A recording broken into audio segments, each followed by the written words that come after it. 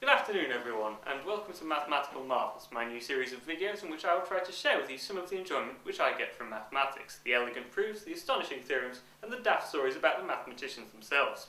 One of the most widely known of these stories is about the greatest of Greek mathematicians, the legendary Archimedes, a towering figure in geometry, engineering, and physics. He is now most widely known as the man who once ran naked through the streets of Syracuse shouting "Eureka!"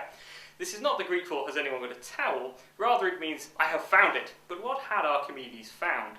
The story goes that the king had asked a goldsmith to make him a gold crown, but he suspected that the goldsmith had cheated him by taking some of the gold for himself and replacing it with cheaper silver. So the king asked Archimedes to investigate, and he gave him a lump of gold identical to the one he'd given the goldsmith. Archimedes naturally enough started off by weighing the two, and they weighed the same.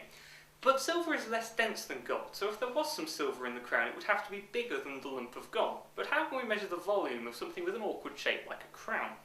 Well, Archimedes had a bath, and he noticed that when he got in the bath, the water level rose. After all, if he's occupying space in the bath, the water has to go somewhere.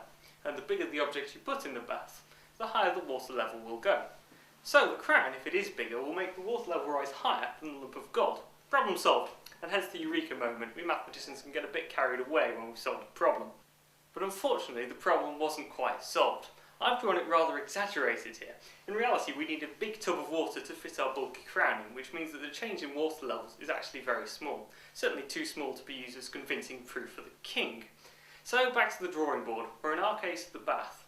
Now we can imagine that Archimedes had a rubber duck in his bath. Gravity's pulling down on the duck, so there must be a buoyancy force pushing up on it, or it'll sink. Now if you push your duck a bit under the water, the buoyancy force increases, it pushes harder on your finger. And Archimedes worked out that this force depends only on the volume of the bit of the duck that's under the water. So how does this help us? We know that the crown and the lump of gold weigh the same out of water, but if we submerge both of them, the crown, being bigger, has a greater buoyancy force pushing up on it, and so our scale tilts. And now we really do have a workable solution to the problem. It's not actually recorded what happened to the goldsmith, but I doubt he got any more business from the king. Now we've seen Archimedes handling awkward shapes like crowns, and next time we'll see how he tackles that most symmetrical of shapes, the circle. Goodbye everyone.